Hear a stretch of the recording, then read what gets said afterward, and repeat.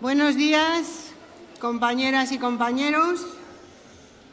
Vamos a empezar para que quienes estáis a punto no os perjudiquéis por los que lleguen más tarde, que estarán haciendo cosas importantísimas. Mirad, yo lo primero que quiero hacer es daros la bienvenida, aunque ya lo ha hecho Elisa, pero lo quiero hacer porque esta no es una escuela cualquiera, es una escuela en la que por fin somos protagonistas las personas que estamos por la igualdad, por eso no digo solo las mujeres, sino las mujeres y los hombres que estamos por la igualdad. No ha sido fácil ni para la compañera de formación ni para mucha gente, pero estamos aquí. Por lo tanto, el primer mensaje es que, aunque nos queda mucho y vemos muchas cosas tremendas, vamos avanzando, vamos situando dónde están las prioridades sindicales y ya sabemos, porque ya lo ha dicho Unai, lo hemos apuntado todas y todos, que la igualdad es una prioridad sindical fundamental para que la sociedad cambie, para que el mundo avance y para que la justicia se instaure. Mirad, nosotras, las mujeres, no hemos llegado a la lucha ahora, ¿no? Lo sabéis, todas las que tenéis más de 5 años, y es una lucha desde mucho tiempo, pero que yo no me voy a enrollar porque quiero que las dos personas que nos acompañan tengan más tiempo para hablar. Como a mí me tenéis más fácil, pues...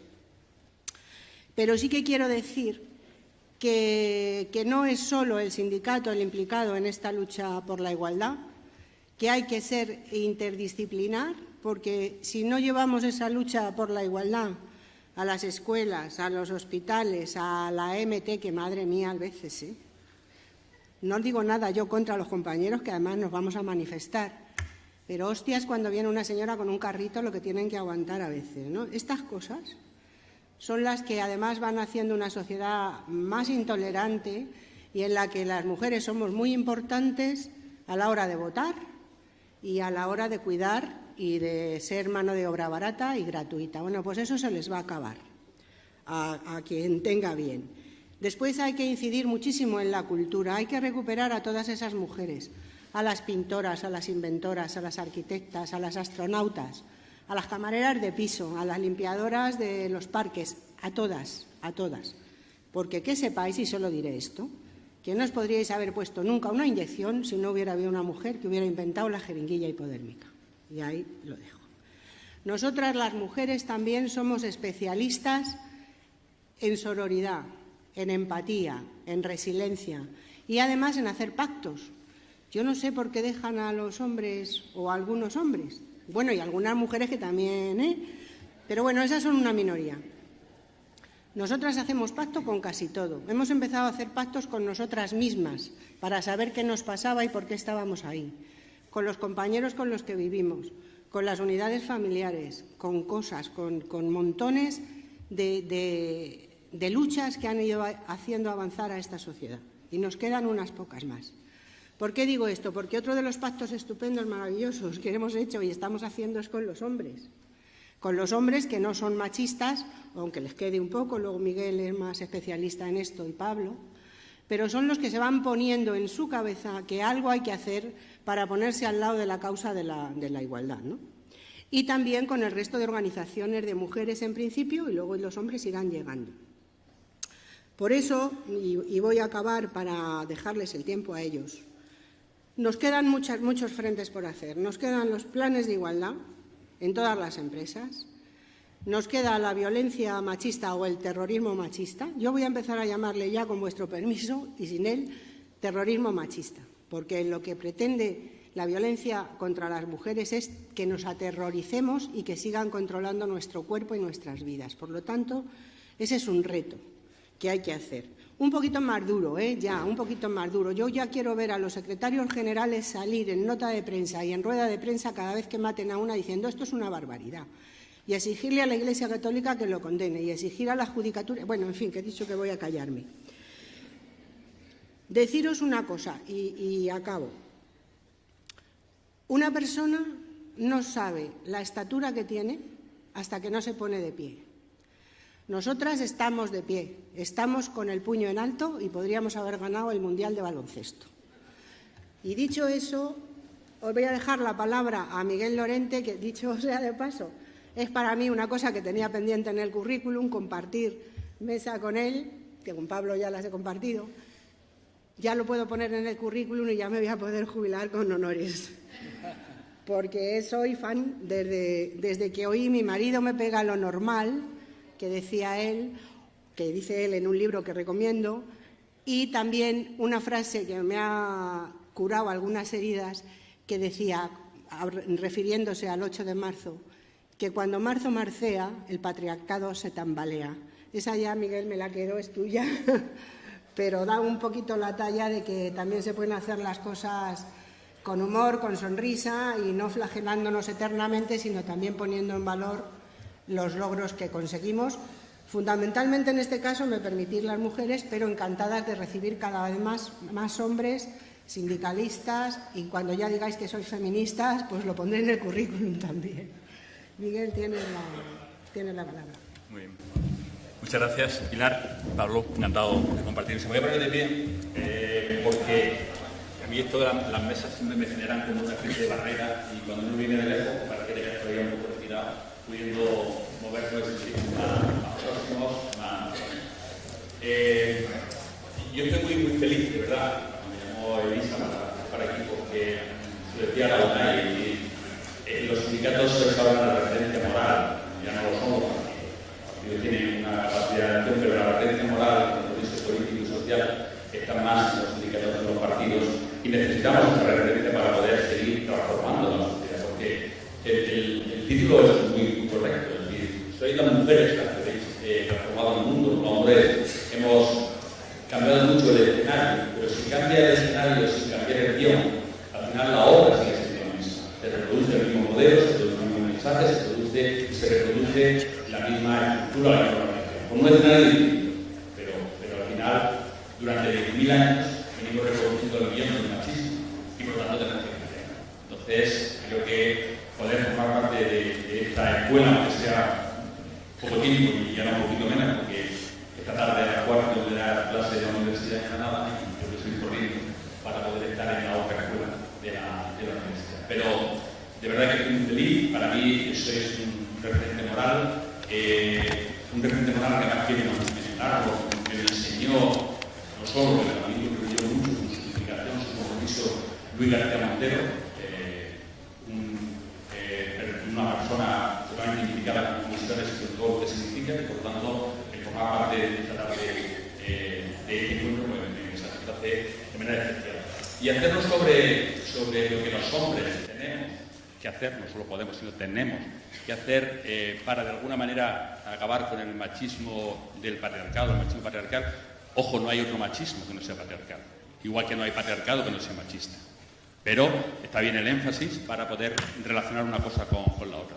Entonces me voy a dar una serie de ideas para profundizar, para que luego Pablo amplíe todas las referencias, porque claro, esto da para mucho, es decir, plantear lo que es el papel de los hombres en la igualdad, la necesaria transformación de los hombres y de nuestro modelo, como ahora veremos, pues evidentemente da para hacer varios cursos, ¿no? Varias escuelas, ¿no? Pero yo creo que es bueno que vayamos reflexionando sobre todo en unas circunstancias sociales como las que estamos viviendo, tan polarizadas en el tema de igualdad, ¿no? Tan comprometidas con la igualdad, pero al mismo tiempo desde la ultraderecha tan beligerantes y agresivas con todo lo que significa la igualdad. Y es muy importante que los hombres entendamos que somos machistas, es decir, que nuestra construcción masculina, nuestra identidad está elaborada sobre las referencias que el machismo, que el patriarcado, que el androcentrismo ha ido situando a lo largo de la historia. Por lo tanto, no basta con hacer un enunciado, decir yo no soy machista, eso está bien como punto de entrada, ¿no? Pero tiene que ser una consecuencia de un proceso crítico, no solo con determinadas cuestiones que suceden a nuestro alrededor, sino con nuestra propia manera de entender y de ver la realidad antes de que se produzca el resultado crítico. Porque al final la sociedad siempre ha tenido como una especie de umbral. Es decir, yo acepto dentro de la normalidad hasta aquí, de aquí para abajo es normal, y a partir de aquí ya no es normal. ¿Qué es violencia de género? Yo llevo 30 años trabajando en violencia de género. Cuando las mujeres decían lo de mi marido me pega, lo normal, que todavía sigue sucediendo, ¿no? Pero lo normal, yo le preguntaba, ¿y qué es lo normal? Bueno, lo normal al principio era un empujón, después un puñetazo, después 2 puñetazos, después una patada, y lo que hacía era ir modificando el umbral. Y la sociedad ha ido modificando el umbral, pero siempre ha mantenido y mantiene un umbral para entender que esos son temas de pareja, que son cuestiones de familia, que son conflictos, que es una fuerte discusión.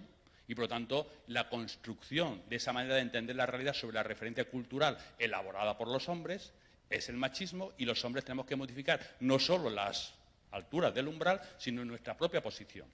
Y es muy importante que entendamos esa manera y ese compromiso, porque al final ser hombre es algo más que el componente biológico que podemos identificar fácilmente, ¿no? El machismo es cultura, no es conducta. Es decir, un hombre no es machista porque diga un piropo, porque maltrate o porque discrimina a una mujer o por cualquier motivo de eso. Un hombre es machista porque su identidad es machista. Por lo tanto, aunque tú no te expreses como machista, estás reproduciendo muchas veces desde la pasividad, desde la distancia, que la construcción cultural permanezca. Porque ser hombre, desde el punto de vista biológico, es lo mismo aquí que en Sudáfrica, que en Arabia Saudí o en Japón. Pero ser hombre no es lo mismo ser hombre aquí en España, que ser hombre en Sudáfrica, que ser hombre en Arabia Saudí.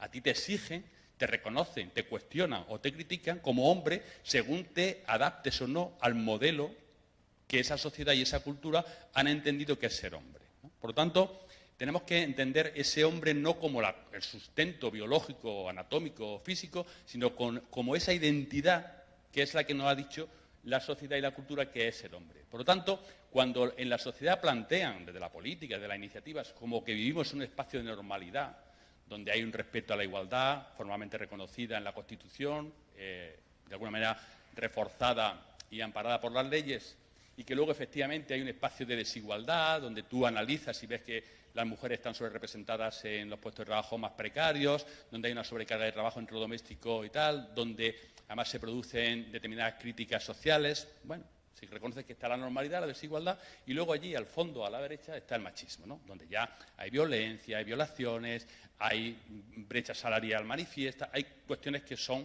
están por encima del umbral, ¿no? Entonces, esa idea es una idea trampa, porque si hemos dicho que el machismo es cultura, es lo que define la realidad, lo que tenemos es que la propia normalidad es el machismo. Y luego, por supuesto, hay más machismo y mucho más machismo, pero todo es machismo. No hay un espacio que no sea definido por esa construcción cultural que define identidades a hombres y a mujeres y que organiza las relaciones y la convivencia en la sociedad sobre lo que se entiende que hombres y mujeres, por condición, tenemos que hacer. Y, por lo tanto, dentro de la flexibilidad y de los márgenes que da la convivencia en la sociedad, se mantienen ese tipo de elementos. Por lo tanto, la cultura es el machismo y tiene como 3 grandes, ejes o referentes, ¿no? Está toda la construcción en términos de valores, de cuestiones abstractas, de principios, de ideas, que es lo que venimos a definir como el patriarcado o a identificar como el patriarcado, hay muchas formas de entenderlo. Luego hay una posición del hombre como referencia en el centro, todo pasa por lo que los hombres consideran que es lo correcto para toda la sociedad, lo masculino pasa a ser universal, lo de las mujeres y lo femenino pasa a ser de contextos, algo contextual. Y luego está la expresión práctica, lo más manifiesto, lo más cercano, que es lo que identificamos como el machismo. Pero todo forma parte de una misma realidad.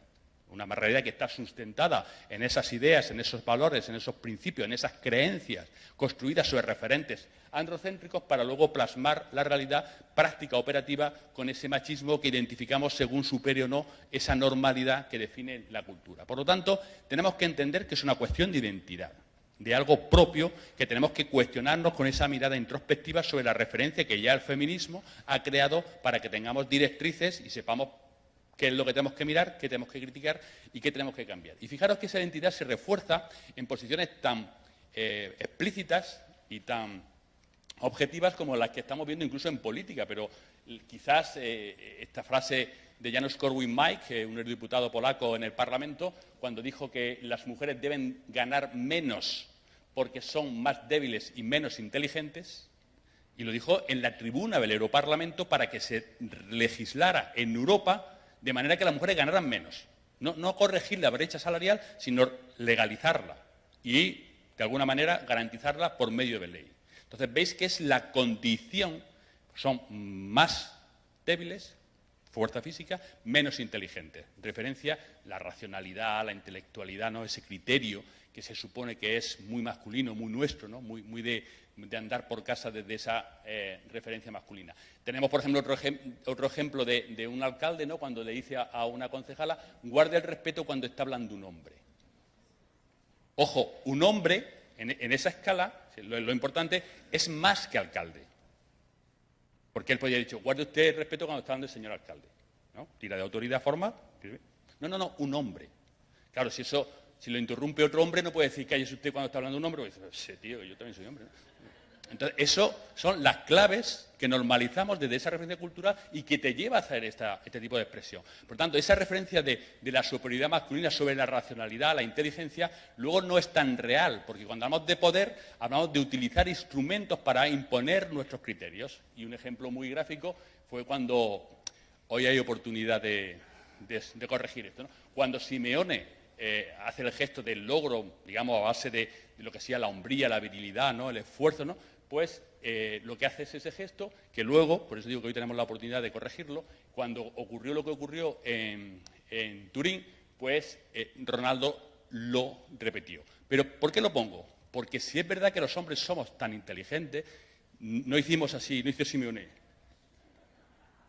ni hizo Ronaldo después. Como diciendo, ¿te das cuenta cómo mi táctica, cómo mi 4-3-2-1, como se llame la estrategia, es mejor que la tuya? No, es cuestión de masculinidad.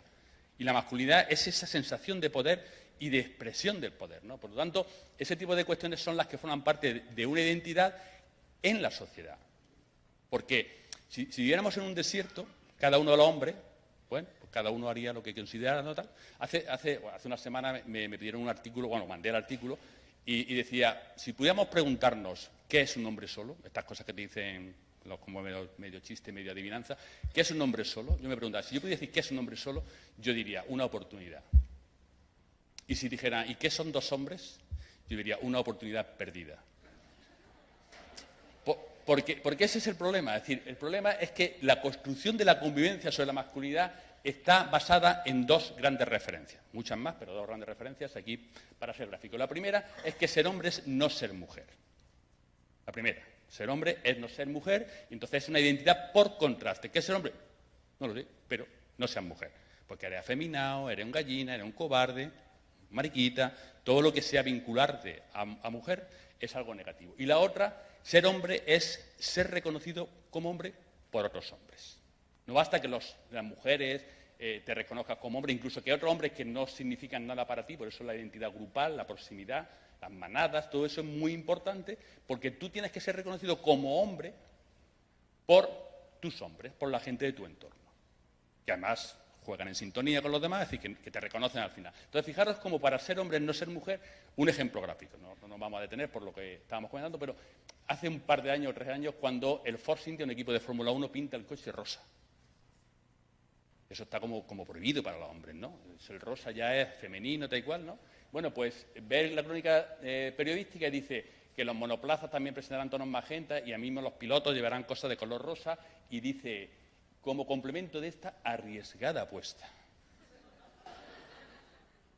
Y yo leía y decía, vamos a ver, arriesgada apuesta. Digo, ¿qué pasa? ¿Que un coche rosa frena menos? ¿Que un coche rosa derrapa en las curvas? ¿Dónde está el riesgo? Pues el riesgo está en que es color rosa y que eso no es varonil, que eso no es tal, ¿no? Y eso pasa. Entonces, ese tipo de cuestiones yo las veo en la universidad, ¿eh? A mí hay gente, profesores de la universidad, que dice, es que el rosa en los tíos, es que está. Te lo dice hoy. Entonces, ese tipo de cuestiones de romper con lo femenino es muy masculino. Es masculino, es lo masculino, ¿no? Y la otra referencia, ser reconocido como hombre por otros hombres. Por lo tanto, esa digamos, fratría, esa complicidad, y además sabiendo que tienes que demostrar la hombría en cada momento. Ser hombre, digamos que el cuerpo, la actitud, todo eso es como una especie de formulario, ¿no? ¿Has rellenado el formulario? A ver, sí, está todo completo. Ahora a ver si te apruebo o no te apruebo. Entonces, ese reto continuo es muy masculino porque se trata de ser hombre y de intentar ser más hombre que otros hombres para ser más reconocido, tener más poder, más valor, ¿no? Y por lo tanto es un reto continuo. Esa frase de, si eres hombre, dímelo a la cara, ¿no? Si eres hombre, ven aquí. Si eres hombre, vámonos a la calle. Tío, en paz, ¿no? Sí, siempre es la necesidad de demostrar la hombría y, por lo tanto, los comportamientos juegan mucho con esas dinámicas de reconocimiento. Fijaos lo que decía Guardiola hace unos años, este es un partido para hombres de verdad. Entonces, ¿y de qué pasa? ¿Que hay hombres de verdad y hombres de mentira? Pero son las cuestiones que vamos normalizando, como lo del alcalde, ¿no?, que hacen que haya gente que quiere ser hombres de verdad. Y cuando dicen, una entrada fortísima, tal y cual, ha sacado tarjeta, y luego ya los comentaristas, esto no puede ser, porque el fútbol es un deporte de contacto, esto es un deporte de hombres. Y dices, tío, que le ha partido la tibia. Pero es un deporte de contacto. Bueno, de contacto hasta cierto punto, ¿no? Entonces, ese tipo de situaciones, fijaros cómo al final luego estamos viviendo como esa reacción de la identidad masculina grupal, que está llevando, por ejemplo, a algo que desde el punto de vista forense, es decir, que llevo 30 años de forense, no eran frecuentes. No es que ahora se denuncie más, como dicen, no, las violaciones en grupo se han denunciado casi siempre, no diría el 100%, porque los elementos que llevan a que no se denuncie una violación individual no están presentes en las violaciones en grupo. Bueno, pues están aumentando de una manera significativa, pero no por casualidad. No sé si recordáis esta noticia que ocurrió hace, aquí lo pone el 16, cómo empezó en Colonia, en una fiesta de Nochevieja, que de repente los chicos, los hombres, rodeaban en grupo a las mujeres, y está pasando en España en algunas fiestas, los fines de semana, las rodean, van estrechándose, hacen una fila, y cuando pasan asustadas corriendo para salir, las toquetean por donde pueden. Bueno, pues eso fue previo a la manada. Eso fue previo a la manada, y también la prostitución va en aumento cada vez por gente más joven, y también el modelo de relación sexual se está potenciando desde esa posición de dominio, de sumisión, de fuerza, de violencia, a través de la pornografía, y al final lo que se reproduce son los dos mandatos que los hombres buscan mucho en sus relaciones, ¿no? El refuerzo de la masculinidad sobre las conductas que se creen propias de hombres y el reconocimiento como hombre a partir de esas conductas. Cuando esas conductas son públicas, en lugares donde puedes demostrar tu hombría, no hay problema. Cuando son en lugares de cierta privacidad, como son las violaciones, vienen los vídeos. Esa grabación en vídeo para decir, mira lo que le he hecho a esta tía, mira cómo los 5 hemos hecho estas cosas. Y demostrar su hombría, su virilidad, a través de este tipo de comportamientos. Bueno, pues todo eso forma parte de nuestra identidad, lo cual no quiere decir que todos los hombres lo hagamos. Pero parte de esa manera de entender nuestra identidad, que como hombres llevamos a buscar el refuerzo de nuestra masculinidad en nuestro espacio y a ser reconocidos por ese esfuerzo que hacemos para ser, digamos, reconocidos como tales hombres. Por lo tanto, cuando nos preguntábamos al principio qué podemos hacer los hombres, pues los hombres tenemos que transformarnos. Y tenemos que cambiar, pero cambiar desde la transformación. Los hombres no hemos hecho otra cosa desde hace 10.000 años que cambiar. Cambiar para seguir igual. Es decir, han sido cambios adaptativos. Nos hemos ido adaptando en las circunstancias relacionadas identitarias a esa transformación que las mujeres han hecho del mundo. Los hombres no hemos contribuido tanto a esa transformación, sino que nos hemos ido adaptando porque nos obligan las nuevas referencias sociales generadas por las mujeres a adaptarnos. ¿Qué pasa? ¿Que hay que ir al Mercadona? Dame la lista. ¿Que hay que ir por los niños? ¿A qué hora? Voy yo por ello. ¿Que hay que llevarlo inglés? ¿A qué hora? Voy yo por ello. Entonces, ese tipo de cosas de cambiar para seguir igual es una construcción masculina, porque un hombre de hoy no tiene nada que ver con un hombre de hace 10 años, o de hace 20 años, o de hace 50 años. Pero los tres, el de hace 50, el de hace 20 y el de hoy, siguen teniendo el poder. Siguen teniendo la última palabra. Siguen teniendo la posibilidad de decir, porque lo digo yo. Y la mujer ya sabe que después el golpe va sobre ella, no sobre la mesa. Entonces, esa posición identitaria es la que de alguna manera tenemos que cambiar, porque es la forma de cambiar y transformar la referencia que nos dice que ser hombre es actuar de esa manera. La transformación social y cultural. Pero ¿qué pasa? Que estamos hablando de cultura, no estamos hablando de determinados hombres, de muchos hombres. No, estamos hablando de cultura, de todos los hombres, de esa construcción. Por lo tanto, el sistema no quiere cambios. El sistema no quiere que cambiemos. El sistema desde sus posiciones reacciona contra los hombres que intentamos cambiar. Nos llama manginas. A mí, yo siempre digo que en redes sociales tengo más perseguidores que seguidores.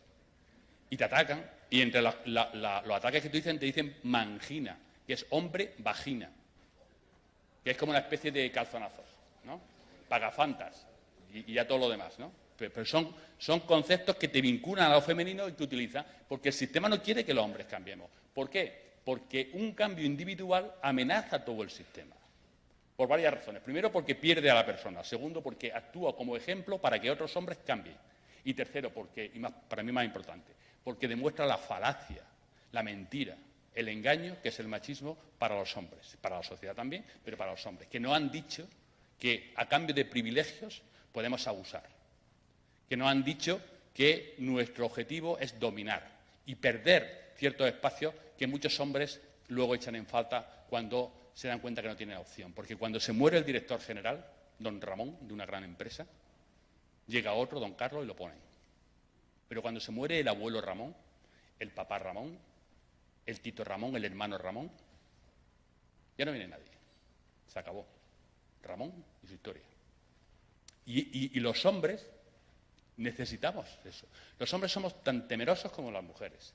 Tenemos las mismas dudas, los mismos miedos, las mismas inseguridades, la misma incertidumbre, igual. Lo que pasa es que nos callamos. O aparentamos que no tenemos esas dudas. Pero las tenemos. Y entonces que si no seamos capaces de gestionar todos esos sentimientos, esas emociones, esas relaciones, esos vínculos, al final termina, y está estudiado, en conducta como, por ejemplo, el suicidio. Nos suicidamos 2 o 3 veces más que las mujeres. Y claro, el machismo lo tiene todo fácil. ¿La culpa de quién es? De las mujeres. Que como nos quitan la casa a los niños y le pagan, pues nos suicidamos. Como nos denuncian en falso, nos suicidamos. Pero no, la culpa está en nosotros. En esa identidad que nos lleva a competir, a que nos avergüence pedir ayuda, a que nos avergüence mostrarnos débiles, decir tengo miedo, decir no sé si hacer esto. Eso nos da miedo ante la sociedad y, por lo tanto, genera ese elemento. Por lo tanto, para cambiar la realidad tenemos que cambiar los hombres. Y para cambiar los hombres tenemos que cambiar la realidad, que es lo que estamos intentando hacer a través de todo lo que el feminismo ha ido aportando históricamente. Fijaos que no es tanto, por eso hablar de masculinidad disidente, ¿no? Y no se trata tanto de crear una nueva identidad en digamos, el concepto de masculinidad que ya exista, sino una nueva masculinidad, es decir, crear una nueva identidad en la masculinidad. No buscar la referencia adaptativa, sino transformadora, rompedora.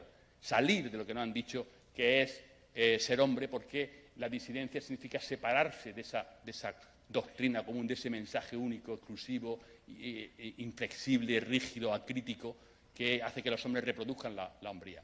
Ojo, y yo que estoy en contacto, y muchas de vosotras y vosotros con gente joven, vemos que ahora mismo hay como una especie de repunte del machismo, en las conductas, en las actitudes, en los argumentos. Yo tengo 2 hijos, hombres, uno de 25, otro de 18, y el mayor muy bien, el pequeño me toca comentarle muchas cosas, explicarle muchas cosas, y fijaros qué mal ejemplo soy, ¿no? Es decir, me tiene cerca, ¿no?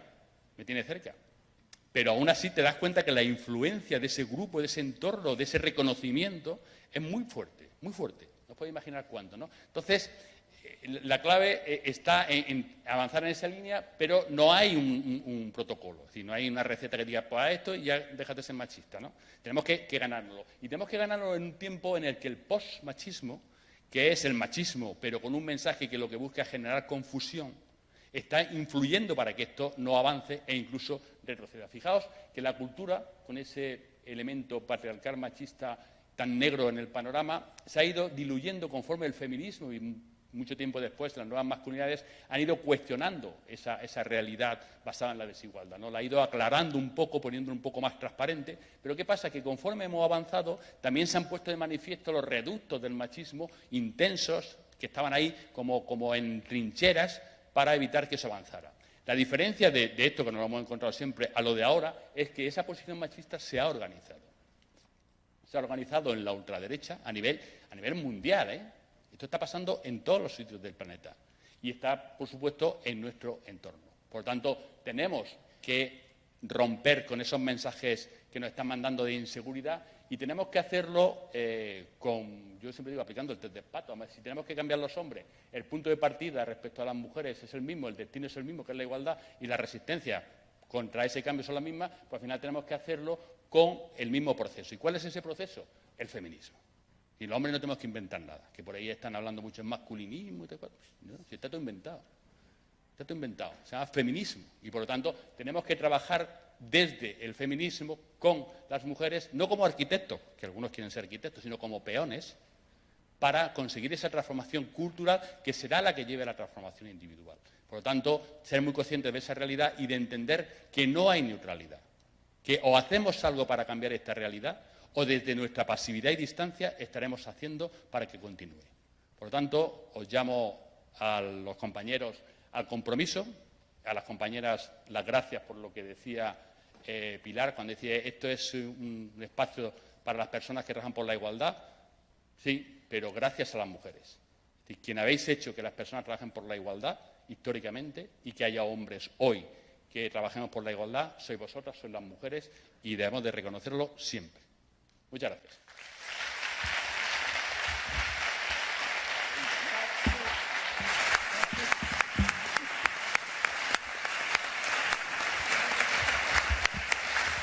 ¿Cuánto tiempo tienes para preguntar?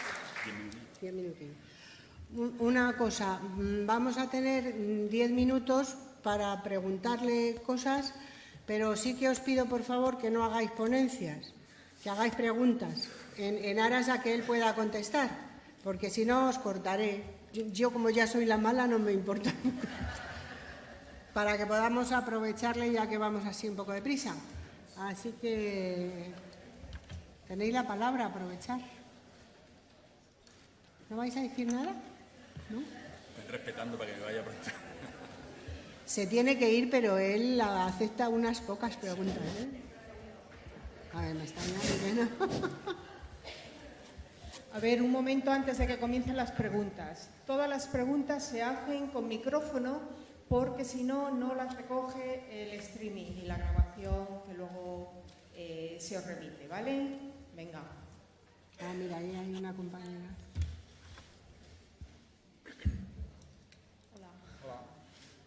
A ver, no sé cómo preguntártelo, pero ¿podrías dar como ejemplos un poco más específicos y concretos de cómo animar a los hombres a que construyan esa nueva identidad masculina? ¿De construir la identidad masculina? Es que no te Sí, escucho. o sea, imagínate que queremos ayudar a la gente de nuestro entorno, compañeros de trabajo, familiares, ¿cómo podemos dar Sí. cosas un poco más concretas? Sé que es difícil, pero... Cuando me hacen esa pregunta me pongo a temblar. Ya, porque no, pero... ¿O me puedes recomendar algún libro, bibliografía? Es la procedente, es decir, Sí. es que esa es la clave. No, quiero decir, porque la cuestión es que aquí estamos los que nos interesa este tema, pero Sí. los que... No. Hay gente que quiere mejorar y no puede, o sea, realmente no saben cómo renunciar a esta posición identitaria que comentabas, la de ser hombre y actuar de esa manera, porque es muy complicado. Sí. Nuestros padres... Es que está tan normalizado, tan interiorizado, yo en uno de los libros, para ver las trampas de esto, se titula así, tú haz la comida que yo cuelgo los cuadros. ¿No? Tú haz la comida que yo cuelgo los cuadros. Vale. Entonces, es una cosa lógica hasta cierto punto, es decir, nos vamos a vivir juntos, o ir juntas, ¿no? Tenemos ahí que hacer una serie de cosas. Bueno, yo tengo experiencia con el Black Decker, mi padre me lo enseñó, estas cosas, ¿no? La broca, todo eso. Entonces, tú puedes decir, bueno, tú haz la comida que yo pongo los cuadros, ¿no? ¿Cuál es la trampa? Pues que yo pongo los cuadros en una semana y tú haces la comida el resto de la vida, ¿no? Y entonces es lo que pactamos, ¿no? Entonces está como muy normalizado, ¿no? Cuando tú dices, yo siempre, el argumento de la basura, es que yo bajo la basura, ¿no? Entonces son cosas como que están siempre muy pendientes de la compensación. Entonces yo creo que para hacer un planteamiento de ese tipo como el que apuntas, que es muy... Pero mi pregunta es, por ejemplo, hay hombres que sí que cambian sus tareas, a lo mejor hacen tareas que antes hacía la mujer, yo hago la comida y él lo cambia, Sí. pero sigue teniendo una actitud machista, que es a lo que voy, entonces. Sí, el cambio adaptativo, es decir, ¿qué hace falta? Hacer la comida, tal y cual, y yo lo hago, pero yo sigo siendo tal, ¿no? Entonces, yo creo que ahí hay como dos referencias. Una, la referencia externa, es decir, qué hay en la sociedad para que tú te veas como parte de esa sociedad, ¿no? Y luego la referencia interna, es decir, hablar con esa persona para por qué él asume que cuando hay un conflicto, ese tipo de razonamiento basado en su capacidad, su posición, su experiencia, su valía, ¿no?, es el argumento más válido para resolver ese conflicto, ¿no? Entonces, hay una parte de introspección y una parte de divisar el paisaje, ¿no? Entendiéndolo de una manera crítica. Es decir, si tú no le das argumentos sobre lo que es la igualdad, sobre lo que es el feminismo, sobre lo que es el machismo, no vas a tener la reflexión. Es decir, que no se trata solo de que te mire y dices, sí, pero yo bajo la basura. Es decir, que ellos van a hacer la introspección. Pero fijaros que Bertillón, que era un criminalista que investigaba las escenas del crimen, como lo del CSI, pero en el siglo XIX, él le decía a sus equipos, para que buscaran las manchas de sangre y todo eso, ¿no? Decía, solamente se ve lo que se mira y solo se mira lo que se tiene en la mente. Es decir, si tú no sabes cómo se expresa una mancha de sangre después de 5 días, que no es roja, vas a pasar y vas a decir, mire usted, aquí hay café, aquí tal, pero no hay sangre. No, pues eso que parece que es sangre. Entonces, los hombres necesitamos acercarnos a estas referencias de la masculinidad para entender que nuestra posición individual forma parte del conjunto de elementos para que la sociedad se mantenga tal y como está. Que no hay neutralidad, que si yo no cambio, no va a cambiar la sociedad. Eso es muy importante, porque fijaros que hemos logrado hacer entender a mucha gente, ojalá más, que si yo uso un desodorante en spray, determinado desodorante spray, el polo norte se derrite.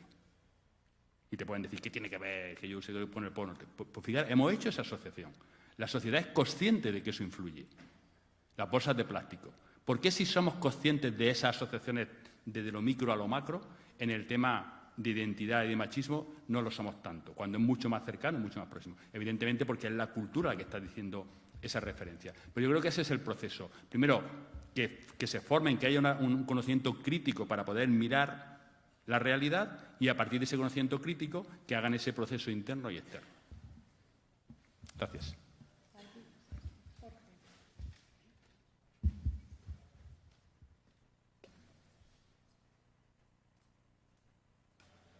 Hola, buenos días. Muchísimas gracias por lo que nos ha contado. Me ha parecido súper interesantísimo. Una pregunta sencilla, quizá.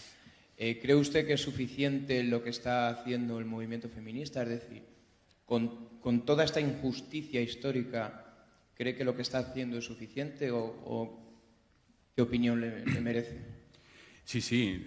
La injusticia actual está en no dejarle hacer más. Y el ejemplo más cercano lo tenemos en algo que ahora se utiliza como referencia y lo hemos estado escuchando estos últimos días por los 4 asesinatos del terrorismo machista que se han producido. Pero fíjate que hemos hecho un pacto de Estado contra la violencia de género. Por el impulso del feminismo y de las organizaciones de mujeres fundamentalmente. Porque la ley integral surge con el asesinato de Ana Orantes, donde las organizaciones de mujeres y el feminismo empieza a trabajar de una manera mucho más contundente para que la clase política entendiera que había que hacer esto desde otra perspectiva, ¿no? Es decir, que siempre está el impulso y el origen en el movimiento feminista y en la organización de mujeres y en muchas mujeres muy comprometidas. Bueno, pues tenemos el Pacto de Estado contra la Violencia de Género. Perfecto. Un avance positivo, no hay crítica. Pero la clave está, ¿por qué tenemos 2 pactos de Estado más? Uno contra el terrorismo de ETA y otro contra el terrorismo yihadista. ¿Por qué no tenemos un pacto de Estado contra el atentado terrorista o contra la violencia terrorista? Porque la clave está en entender que esa violencia o ese atentado surge de un entramado social, normalizado, justificado, minimizado, desde el cual tienen suficiente espacio para llegar al atentado. Bueno, hasta que no haya un pacto de Estado y un compromiso social e individual contra el machismo, seguirá habiendo violencia, seguirá habiendo desigualdad. Lo que plantea el feminismo con esa transformación cultural es un pacto para que la referencia cultural, en vez de ser androcéntrica, pues sea sobre la igualdad. Pues tenemos que exigir a la política, a los políticos, que lleven a cabo esa transformación y que empiecen por un pacto de Estado contra el machismo que contemple la educación, que contemple la formación, que contemple la concienciación, que contemple todo lo que ahora mismo es normalidad. Que no puede haber, como lo dice la última macroencuesta de 2015, que es la última que ha hecho el CIS sobre violencia de género, que haya un 44% de mujeres que no denuncian la violencia que dicen que sufren porque no es lo suficientemente grave. Es decir, lo de mi marido me pega lo normal, pero hoy se ha pasado, que es lo que me decían a mí en el año 88, sigue diciéndose hoy. Sigue ocurriendo que cuando una mujer acude a una consulta médica y el médico se da cuenta que es una mujer maltratada, en lugar de incidir en esa realidad, mire para otro lado. Dice, eso es tema privado. Bueno, pues todo eso es lo que tenemos que cambiar. Y, por lo tanto, el feminismo lo que necesitamos es que tenga más espacio para actuar. No es una limitación, sino el que no le dejan hacer más de lo que propone. pero precisamente por eso no debería de ser, no quiero usar la palabra radical, voy a decir más radical el movimiento feminista, sino pasar a una ofensiva aún mayor quizá de la que está teniendo hasta ahora. No digo que no lo sea hasta ahora, pero quizá más todavía. No sé en qué términos, no lo voy a poner yo, pero quizá precisamente por lo que estás diciendo. Es decir, es tan atroz y es tan histórica la deuda y no parece que se vaya a menguar, al menos viéndolo de un sentido cortoplacista. Por mucho que se está diluyendo y se está haciendo ese negro que decía usted, un poquito más en gris, no debería ser o no deberíamos de ser los que abogamos por la igualdad un poquito más, pasar más a la ofensiva todavía. No, tú aseguras que el feminismo nunca va a dejar de hacer. Lo que no podemos es echarle la culpa a las mujeres de lo que hacen o de lo que no hacen. Y no digo que le estemos echando la culpa así, sino que no es solo el movimiento feminista el que tiene que hacer cosas. Es decir, el movimiento feminista y en los últimos años, con las manifestaciones que ha habido, ha dejado muy claro su posición y toda su estrategia, todas sus demandas, todas sus pretensiones y todo su compromiso e implicación. Lo que tenemos que hacer es unirnos a ese movimiento y hacer también los hombres una posición crítica que lleve a exigirle a la política pues determinadas cuestiones y que, por ejemplo, lo que está pasando ahora mismo por la vía de los hechos en Andalucía, en Madrid, en Murcia, con Vox y la ultraderecha, que están hablando de violencia intrafamiliar cuando están asesinando a las mujeres, cuando estamos viendo todos esos espacios de normalización, de impunidad, de confusión, pues tenemos que ser mucho más tajantes también de la política. Yo lo digo muchas veces y lo vuelvo a repetir, yo sé que hay muchísimos problemas y muy graves todos. Economía, paro, salarios, vale. Para mí, el problema más grave, con diferencia, es que cada año asesinen a 60 mujeres. No creo que haya otro problema más grave que ese. 60 mujeres asesinadas por 60 hombres nuevos. Que no es una banda que está por ahí en los montes ni narcotraficantes que desembarcan en las costas de Andalucía, al lado del Guadalquivir, que luego entran en el interior y matan y luego se van. Sino que hay 60, tenemos una sociedad y una cultura capaz de generar 60 asesinos desde la normalidad. Que 60 asesinatos es el 22% de los asesinos de España. No hay ningún otro grupo, ni siquiera los criminales, que sufran tantos asesinatos como las mujeres en sus casas. Cuando ETA mataba a una persona al año, era el problema más grave en el CIS, en la política, en los discursos y en los debates sobre las elecciones. ¿Qué va a pasar con la banda terrorista ETA? Y estaba muy bien, porque era muy grave. ¿Por qué matan a 60 mujeres y no es ni siquiera portada en muchas cuestiones? En los debates pasa como algo completamente secundario. El último barómetro del CIS, que ha publicado, no sé si se va a publicar el de julio, pero la semana pasada miré el de junio, que era el último, la violencia de género con 60 mujeres asesinadas cada año, es decir, 60 hombres asesinando cada año y 600.000 maltratando, es un problema grave para el 0,6% de la población. Bueno, pues mientras que no seamos capaces de cambiar esa percepción social con toda nuestra implicación personal, social, grupal, sindical, política, pues por mucho que se haga una manifestación, por mucho que se movilicen las mujeres, no vamos a cambiar nada, porque todo el peso de la cultura estará actuando desde las instituciones y desde esa normalidad social para que eso quede como una anécdota. Por lo tanto, sí hay que implicarse, pero también tenemos que implicarnos mucho más los hombres. Las mujeres llevan dándonos ejemplos de implicación hace 2 siglos o hace 10.000 años. Había una pregunta para compañera y ya. La última porque se tiene que ir.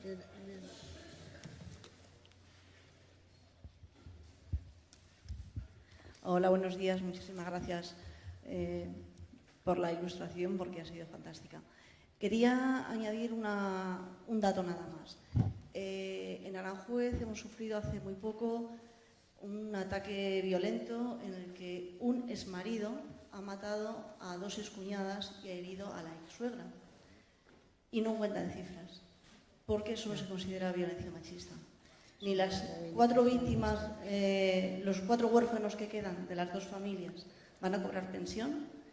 Y aunque ha sido su tío, en fin, el que ha matado a su madre, a las 2 madres, que son las excuñadas, porque su mujer se había marchado de su casa porque tenía también malos tratos, eso no entra en cifras. Entonces son más de 60 mujeres muertas. Sí, efectivamente. Sí. Y además solamente las 60 en el ámbito de la relación de pareja, que hay otra violencia de género que también se produce, ¿no? Ese es un error.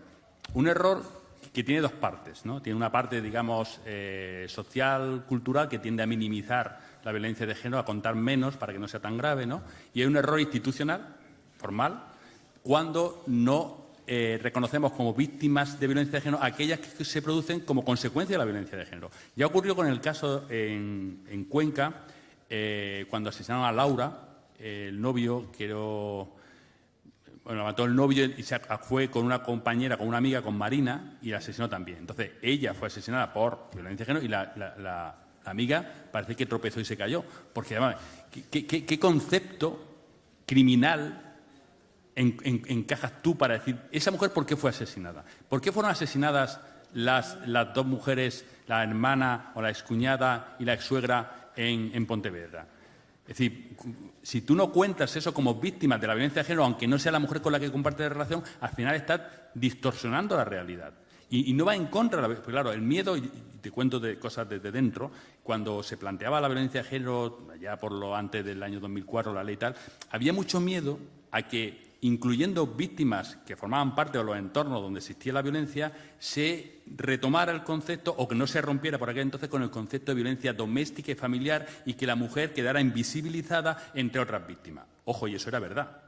Pero bueno, hemos avanzado lo suficiente como para ser conscientes de que si las mujeres, una amiga, una compañera de trabajo, como ha pasado, es asesinada porque el agresor la considera responsable de que ella se haya separado, eso es violencia de género. Porque si van un grupo de individuos de otra procedencia, que no son españoles, y va entre ellos un español y llega un grupo de neonazis, por ejemplo, y los mata a los tres, y uno de ellos es español, ese es víctima de la xenofobia o del racismo. Nadie diría que no es víctima del racismo, aunque sea blanco, aunque sea español. Si un grupo terrorista está preparando explosivos y explota en su casa sin ningún atentado y mata a 3 vecinos, son víctimas del terrorismo. Y no había atentado, no había nada, no había acción. Ha sido un accidente en la preparación del explosivo. Pues entonces, esa concepción que tenemos muy fácil, lo que os decía antes con el cambio climático, para otro tipo de violencia, son las que tenemos que incorporar para que la sociedad entienda la verdadera dimensión y el significado de esta violencia. Por lo tanto, sí hay que incluirlas. Pues yo creo que no tienes tiempo. No. Yo lamento mucho, de verdad, pero al final la circunstancia y el retraso que hemos tenido al principio, pues es que tengo que estar a las 4 en la clase de Granada. Y además voy a hablar de violencia de género. Hoy toca violencia de género en criminología. Te llamaremos más veces. Pues yo estaré encantado. Muchísimas gracias.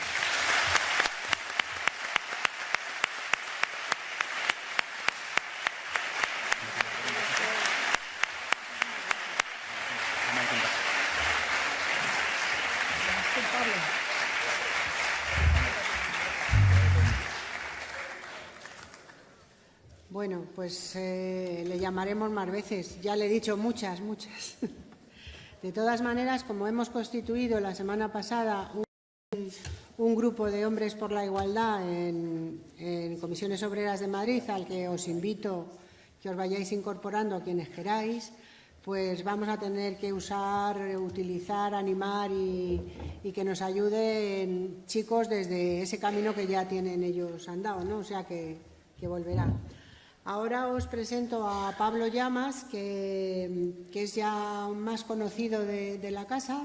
Trabajamos habitualmente con él. Pertenece a un grupo de hombres por la igualdad de género y es muy interesante también su trabajo y sus ideas. Así que ahí lo dejo. Muy bien. Muchas gracias, Pilar, por la presentación y muchas gracias a las mujeres de Comisiones Obreras que habéis facilitado el camino y que consideráis que es importante que también un poco nos unamos nosotros a esta lucha que lleváis llevando a cabo durante mucho tiempo, ¿no? Vamos a ver, después de la impresionante ponencia de Miguel Lorente, uno se queda un poco como pequeñito, ¿no? A ver qué puedo aportar yo. Pero bueno, mi idea sobre todo quizás es centrarme un poquito más en cuestiones un poco más concretas del cambio personal de los hombres. Yo vengo un poco en representación también de AIGE, que es una asociación de hombres por la igualdad de género, que lleva ya trabajando en esto de las masculinidades igualitarias o de los hombres por la igualdad desde el 2001. nace en Málaga en esas fechas por ese año y ya llevamos pues 18 años. A nivel estatal yo creo que es la Asociación de Hombres por la Igualdad, es la Asociación de Hombres Igualitarios pues más grande en España ahora mismo. Tenemos delegaciones en casi todas las provincias. Y uno de nuestros lemas es hablar de que en cada hombre hay una revolución interior pendiente, ¿no? Porque consideramos que el espacio, digamos, público ya lo tenemos bastante conquistado los hombres, ¿no? Sois las mujeres las que tenéis que conquistar ese espacio público que se os ha negado durante tiempo. Pero sí que consideramos que las revoluciones pendientes en los hombres tienen que ver más con algo interno. Y ahí creo que también un poco Miguel hablaba de ello, ¿no? Un poco de esas partes emocionales, por ejemplo, que tenemos más castradas y que no nos atrevemos a compartir desde nuestros miedos y temeridad, ¿no?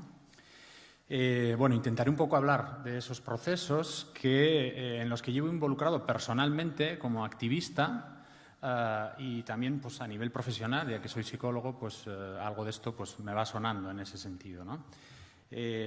Claro, cuando hay que hablar del papel de los hombres en el feminismo, ¿no? Siempre surgen ciertas dudas, ¿no? Porque, claro, dices, vamos a ver, ¿y cómo vas a hablar si eres juez y parte, de alguna manera, ¿no?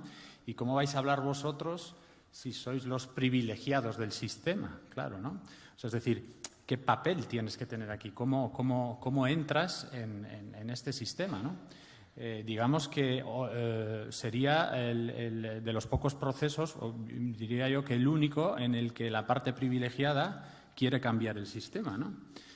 Normalmente, pues la COE no creo que quiera cambiar muchas cuestiones, ¿no? Y bien lo sabéis en ese sentido. Así que se da un poco esta paradoja a veces entre el papel de los hombres que tenemos que tener en el feminismo y en la lucha por la igualdad, ¿no?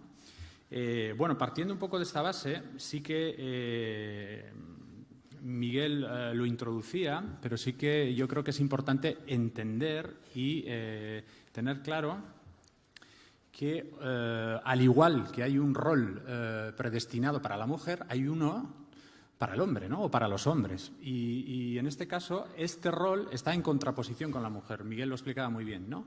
Ser hombre, para empezar, y como primera cosa, es no ser mujer. Después lo veremos más. Aparte, el papel que se le asigna al hombre supone un privilegio sobre la mujer, porque se basa en la creencia de que los hombres somos superiores y entonces a partir de ahí hay una jerarquía en esos roles. No son roles igualitarios, sino que hay una jerarquía. Y además está apoyado en algunas actitudes y valores como el poder, la imposición, la fuerza, la exigencia y la competencia, sobre todo con otros varones. Básicamente, y muy brevemente, tampoco me detengo más, pero sí que esta introducción creo que es importante para que entendamos que el rol de los hombres tiene que ver con esto, ¿no?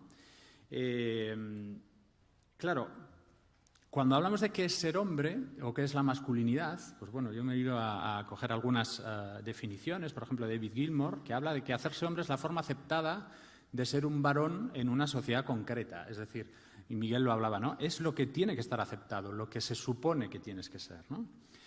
De la misma manera, la masculinidad, según Mose, dice que serían lo que piensa cada individuo que es su virilidad, por decirlo de alguna manera, ¿no? O sea, es decir, es un constructo que tiene que ver con la idea social de lo que significa ser hombre y a la vez con la idea individual de lo que para cada uno es la virilidad. Bien. Fijaos, yo, por ejemplo, haciendo talleres, tanto en los institutos, con adultos, en sindicatos, allá donde voy, muchas veces planteamos desde los socios de AIGE esta pregunta, ¿no? Creo que Miguel también lo planteaba. ¿Qué es esto de ser un hombre, ¿no? Cuando preguntamos a los hombres, ¿os han dicho alguna vez sé un hombre? Todos reaccionamos y normalmente respondemos, sí, claro, en algún momento de mi vida me lo han dicho, ¿no? Y la pregunta siguiente es, ¿qué es ser un hombre? O sea, ¿qué significa ser un hombre? Y no me refiero a qué hombre quieres ser tú o qué ideal de hombre tienes tú, sino qué es ser hombre a nivel social. O sea, cuando te están diciendo ser un hombre, ¿qué te están diciendo? Miguel decía, vete fuera, vamos a pegarnos, ¿no? Vamos a competir entre nosotros. Fijaos, estos son frases o respuestas que yo he ido recogiendo en talleres, ¿no? Por ejemplo, es no llorar abiertamente ni expresar mucha emoción, no mostrar debilidad ni miedo, demostrar poder, control, ser agresivo, dominante, protector, no ser como una mujer, ser heterosexual, no ser como un maricón, ser fuerte, rudo, atlético, duro, valiente, tomar decisiones, no necesitar ayuda y ver a las mujeres como propiedad u objetos. Esto es lo que piensa la sociedad, digamos, y creo que en esto estaremos todos de acuerdo, lo que es la masculinidad o ser hombre, ¿no? Claro, cuando miramos esto, yo planteo, a mí me dan pocas ganas de acercarme a alguien así. En principio no es, no invita mucho, ¿no? Más bien te invita a alejarte porque a ver quién aguanta a este ser, ¿no?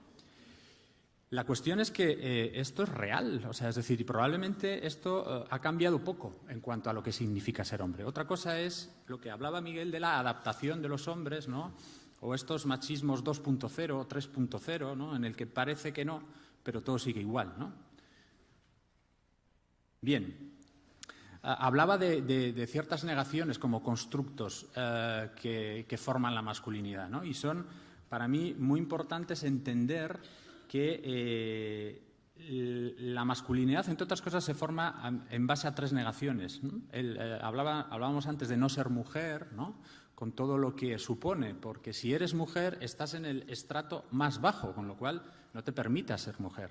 ¿Qué quiere decir ser mujer? Mostrar cualidades típicamente femeninas, ¿no? Entonces, hay que renunciar a cualidades que son humanas, no es que sean femeninas, por el mero hecho de querer ser hombre, ¿no? O de estar en el club VIP de los hombres, ¿no? Obviamente también no ser niño, no se puede ser niño y hombre, o sea, hay que crecer, ¿no? Tienes que demostrar tu hombría, tienes que madurar, se supone, ¿no? No ser niño, ¿qué quiere decir a nivel funcional? Y esto lo tenemos muy claro los psicólogos. Quiere decir, entre otras cosas, la barbaridad de desconectarte emocionalmente, que es la base de la mayoría de las enfermedades mentales, entre otras cosas, ¿vale? Y perder también la espontaneidad, entre otras cosas.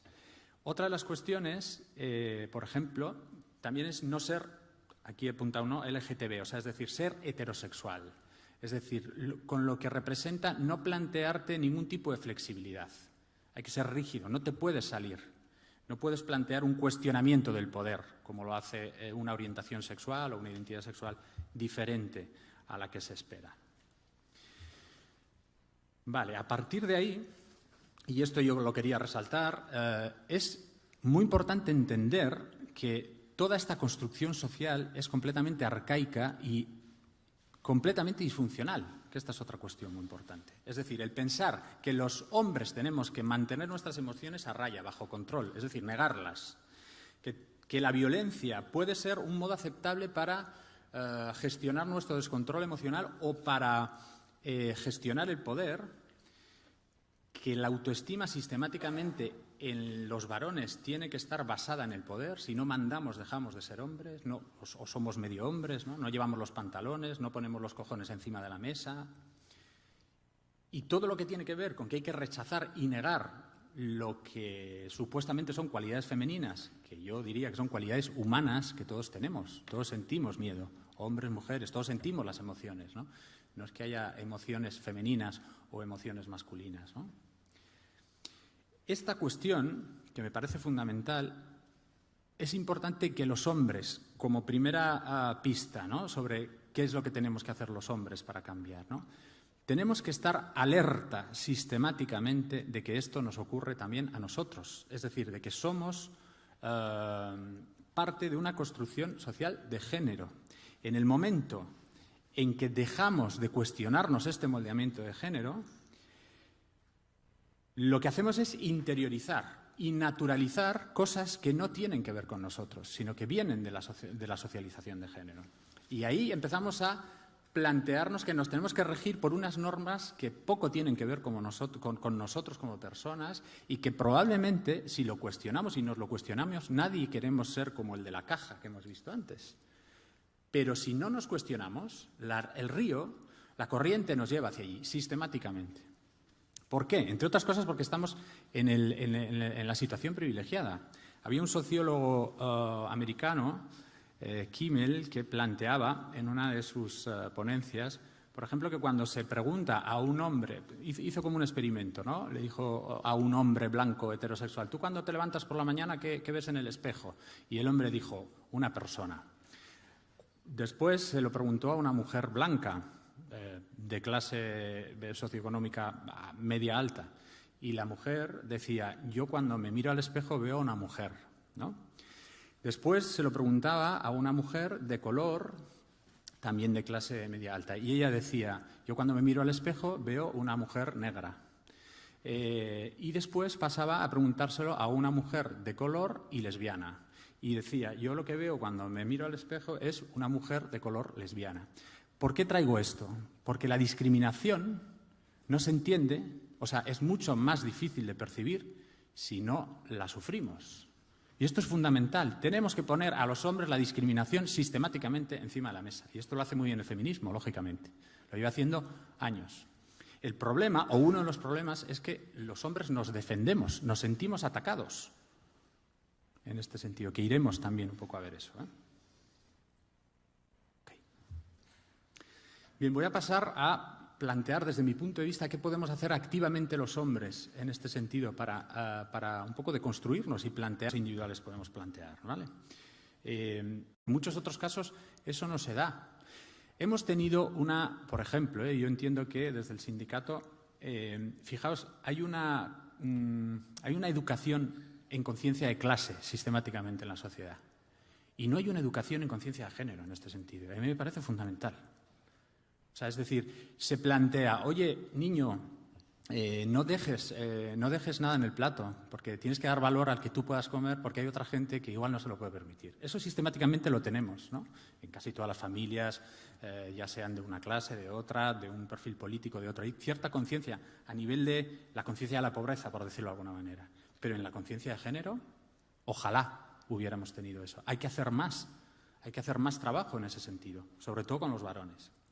Como segunda cuestión o como segundo paso, tenemos que salir del lugar del poder. Esto de no, tenemos que ir caminando todos a una, sí, muy bien, pero es que hay que salir un poco, porque para que esté la mujer tiene que salir el hombre. O sea, es decir, las gallinas que salen por las que entran, decía mi abuelo, ¿no? No, hay ciertas cosas que tenemos que renunciar. ¿Esto qué supone? En primer lugar, enfrentar el miedo masculino, que es lo que para mí mejor define la masculinidad. Los hombres sentimos sistemáticamente miedo. ¿Miedo a qué? A ser descubiertos. Miedo a ser descubiertos que no somos lo suficientemente viriles. Entonces, hay que romper esas cuestiones. Entonces, dejar espacio a una mujer genera miedo en los hombres, como primera cosa. Y ese es el primer bloqueo. A partir de ahí, ejercer solidaridad en ese sentido. Solidaridad con la discriminación femenina. Esta parte es personal, aunque nunca se hace solo. Por esto es importante, desde mi punto de vista, los grupos de hombres, que desde ahí promovemos. Los grupos de hombres igualitarios, hay muchos grupos de hombres, obviamente, desde las peñas de fútbol a las peñas... pero los grupos de hombres que se trabajan esta masculinidad desde una conciencia de género, ojo. Como tercera parte, para mí, muy importante, es el empezar a darse cuenta, es decir, hacer un análisis de tu propia historia. No tanto desde la culpabilidad, sino más desde empezar a responsabilizarte. Es decir, ¿por qué estoy yo aquí? Es decir, claro que soy machista, ¿cómo no voy a ser machista? ¿Cómo no voy a ser machista si he nacido y he crecido aquí, en esta cultura? Y a partir de ahí, hacer un ejercicio de desaprendizaje. Es decir, esto no es natural, esto no es normal, esto es lo que he aprendido y si lo he aprendido lo puedo desaprender en base a lo que quiera ser como persona. Como cuarta cuestión, resignificar toda esa parte, darse otra oportunidad. Es decir, porque haya tenido una vida hasta los 50, hasta los 40 o hasta las 30 dentro de estas cuestiones y he podido tener muchas conductas machistas o me he podido callar muchas cuestiones, ahora tengo la libertad de poner o de poder hacer otras cuestiones, ¿vale? Hay nuevas maneras de hacer en situaciones concretas. ¿Cómo me comporto en el grupo de WhatsApp de mis amigos del fútbol? Antes me callaba igual, aunque había cosas que no me gustaban. Pues ahora no. Ahora digo, oye, mira, esto no me gusta. O sea, ¿por qué compartes esto? ¿O por qué hablas así de esta persona? ¿Vale? Tenemos mucho radio de acción los hombres y además creo que tenemos la responsabilidad tanto individual y colectiva como género para empezar a posicionarnos en ese sentido. Si no, esto no avanza. Faltan referentes masculinos que cada vez tengan más notoriedad en este sentido.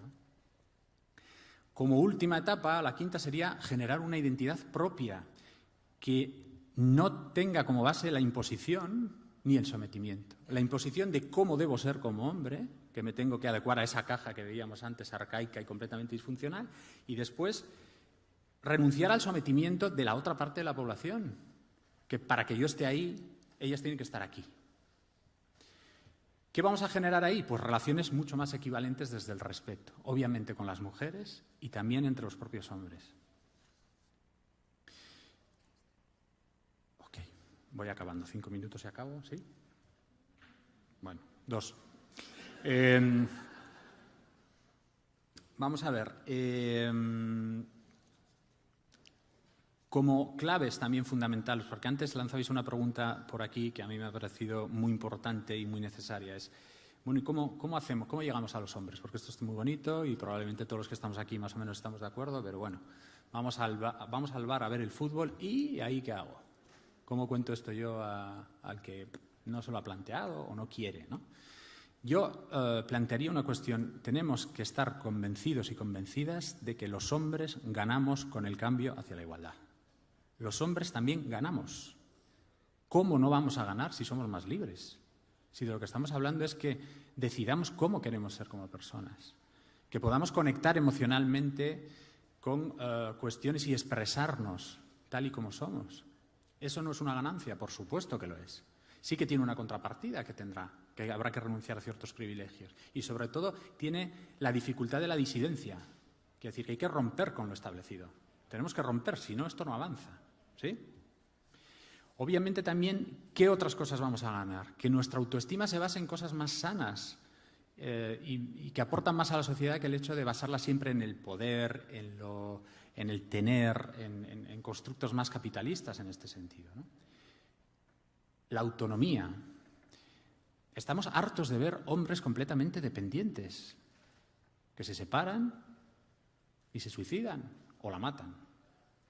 ¿Por qué? Porque son dependientes, porque no han generado una capacidad de autonomía, porque han nacido cuidados por su madre y quieren ser cuidados por su mujer o por su hija, porque para eso están. Ellos están para ser cuidados. Yo no me cuido.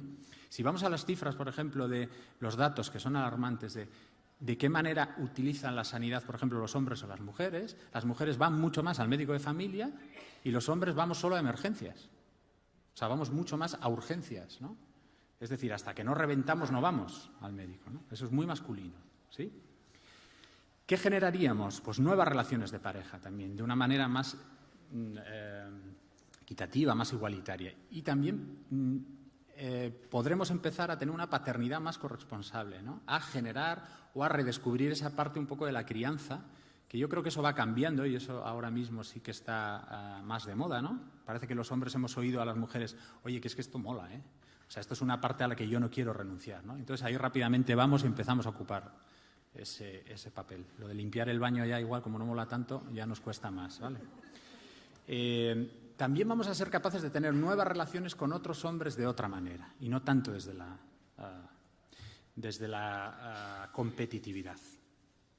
Bueno, yo os invitaría a que de alguna manera nos vayamos quitando el disfraz, ¿no? Porque ganamos con el cambio, que nos planteemos que hay muchas maneras de evolucionar, ¿no? Y que esto no es una cuestión solo y exclusivamente de mujeres, sino que, repito, creo que ganamos todos.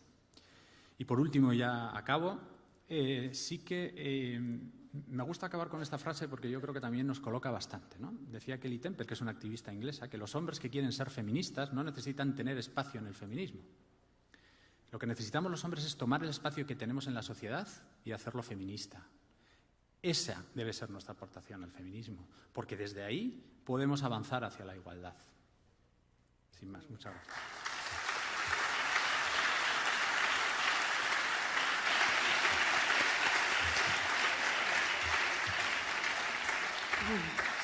Pues como siempre, Pablo, muchísimas gracias y también te llamaremos a ti para todo esto que tenemos entre manos.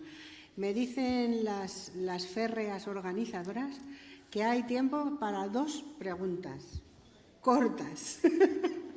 porque la otra mesa tiene que... Si las hay... ¿Y la ganadora o ganador es? Allí Marta y Eva. Os pido brevedad, por favor, que sois comprensivas las dos. Es que los políticos siempre se comen el tiempo. Hola, buenos días. Muchas gracias. Yo quiero preguntarte, como hombre, a la hora de educar a niños varones, porque a niños tengo mucha lectura ahora mismo, porque está muy bien, pero a niños varones, en una educación feminista, ¿qué harías? ¿Qué recomiendas? ¿Qué nos cuentas? Me toca de lleno porque soy padre de 2 hijos varones. Y me hago esta pregunta todos los días, la verdad. Me surgen muchas dudas, ¿no? Y yo creo que también un poco creo que las dudas son buenas porque si hay dudas hay cuestionamiento, que es un poco de lo que estábamos hablando, ¿no? Yo le oía a Soledad Murillo que decía básicamente una idea breves, ¿no? Que era como que a las chicas hay que educarlas en la autonomía y en el intentar ocupar, ¿no?, un poco el espacio público, ¿no? En que no tengan esos límites, esos techos.